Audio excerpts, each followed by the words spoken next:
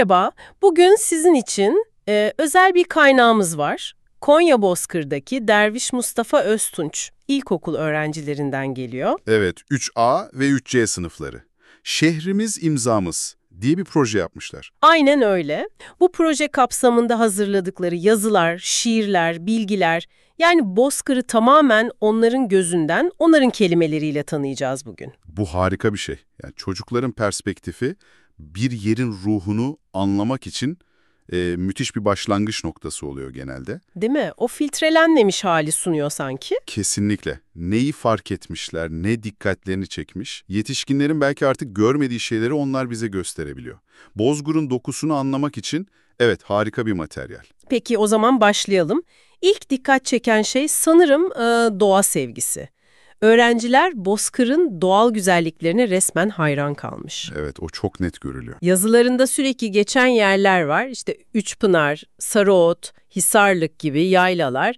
Aygır Şelalesi var, sonra dereler, Tufan Deresi, Çarşamba Çayı, Çağlayan Göleti ve Sıkça geçiyor. Mesela bir öğrenci şeyden bahsetmiş, Üçpınar Yaylası'nda baharda açan o sarı kardelenlerden. Çok hoş bir detay. Çok güzel. Başka biri de Aygır Şelalesi'nin özellikle ilkbaharda ne kadar coşkulu, ne kadar muhteşem olduğunu anlatmış sanırım. Evet, evet. Bir de Akçapınar gibi, Çamlar gibi piknik alanları var. Belli ki oralarda çocuklar için önemli buluşma, sosyalleşme noktaları. Tabii tabii. Zaten coğrafyanın gündelik hayatı nasıl işlediğini, nasıl etkilediğini çok net görüyoruz bu anlatımlarda. O yayla kültürü mesela. Yazın göç etme durumu. Aynen. Yazın hayvanlarla daha serin yaylalara çıkıp kışın köye dönme alışkanlığı. Bu metinlerde bayağı canlı bir şekilde anlatılmış. Tufan Deresi için görülmeye değer denmiş. Evet. Çağlayan Göleti sadece piknik için değil, hani balık tutmak için de popülermiş anlaşılan. Hatta alan bahçesi gibi tarım alanlarını beslediği bilgisi falan da var. Bunlar hep Bozkır yaşamının ritmini gösteriyor aslında. Bir de şey vardı, Çankaya Tepesi'nden gün batımını izlemek. Ne kadar basit ama etkileyici bir deneyim değil mi? Kesinlikle. Doğayla kurunan o saf bağ işte.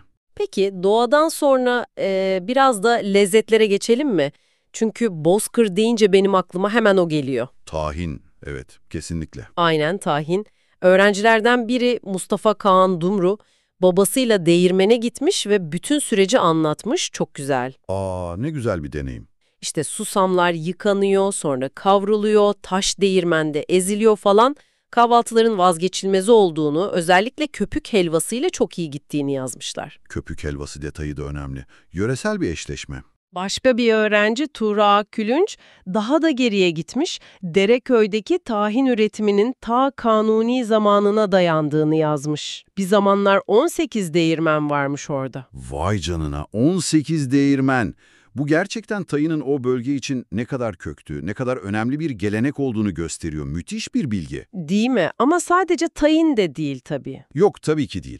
Tayının yanında başka tatlar da var çocukların radarında. Mesela Bozkır peynirlisi diye bir şeyden bahsediyorlar. Evet, o neymiş tam olarak? Pide gibi mi? Evet, bir tür kapalı pide aslında. İçinde ıspanak, nane, maydanoz, tabii peynir falan oluyor. Yöreye özgün tarif anlaşılan. İlginçmiş. Sonra tabii etli ekmek, bıçak arası gibi Konya mutfağından aşina olduğumuz lezzetler de var. Bir de özel günlerde yapılan o meşhur nohutlu etli pilav. Yani düğün pilavı. Düğün pilavı olmazsa olmaz. Evet, aynen. Daha da ilginci tuzlu kara diye bir şey var. Kavrulmuş nohut sanırım bu. Ve keşli ekmek. Keş dediğimiz şey kurutulmuş yoğurt aslında, Anadolu'da yaygın ama her yerde biraz farklıdır. Evet evet biliyorum keşi. İşte bunlar gibi daha özgün atıştırmalıklar, hamur işleri de listelenmiş. Hatta dağlarda kendi kendine yetişen alıç, kuşburnu gibi yemişleri bile fark etmişler. Bu da doğayla ne kadar iç içe olduklarını gösteriyor. Gerçekten öyle. Sadece bugünü değil geçmişi de merak etmiş çocuklar. Bu da çok güzel. Evet, tarih de var işin içinde. Mesela Zengibar Kalesi'nden bahsetmişler. Konya'nın Efes'i diyorlarmış hatta. Antik dönemdeki önemini öğrenmişler. Evet, o benzetme ilginç. Tarihi camiler de var. Kurşunlu Camii, Hisarlık Camii gibi. 1816 tarihi verilmiş Kurşunlu Camii için.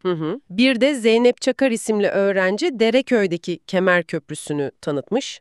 19. yüzyıldan kalma tarihi bir köprüymüş o da. Güzel detaylar bunlar. Tarihi dokuya da dikkat çekilmiş. Bir de şey var, Mevlana Müzesi'ndeki tarihi Bozkır Sancağı, bu da öğrenciler için ayrı bir gurur kaynağı olmuş, onu da belirtmişler.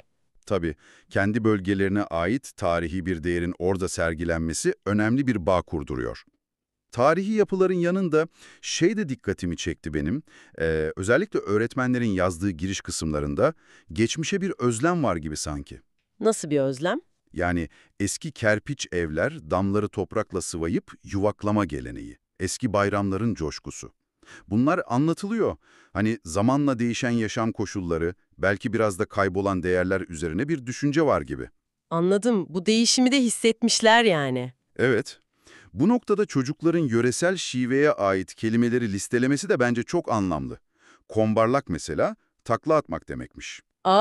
Bilmiyordum. Kültürel kimliğin sözlü olarak nasıl aktarıldığını gösteriyor. Belki biz, yetişkinler fark etmiyoruz ama çocuklar bu dil zenginliğini yakalamış. Çok doğru. Aslında dilde yaşayan bir miras. Kesinlikle. Hatta bir metinde Yunus Emre'den alıntı yapılması veya Yüzüklerin Efendisi'ne gönderme yapılması, hani sıradan insanların nezaketinin, sevgisinin dünyayı kurtarabileceği fikri, bunlar bile bize o topluluğun değer dünyası hakkında ipuçları veriyor. Evet, gerçekten. Derviş Mustafa Öztunç İlkokulu öğrencilerinin gözünden onların kelimeleriyle Bozkır'a hem kısa hem de oldukça derinlikli bir bakış atmış olduk. Çok samimi anlatımlar, şiirler, gözlemler. Hı hı. Bir yeri tanımanın en saf yolu belki de bu. Oranın çocuklarını dinlemek.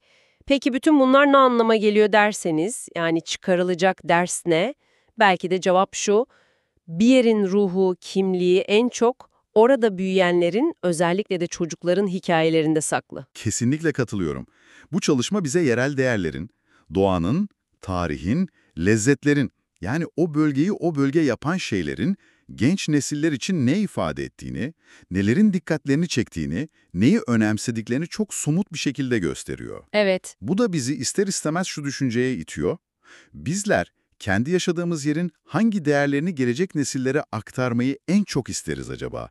Ve daha da önemlisi, bunu nasıl yapabiliriz?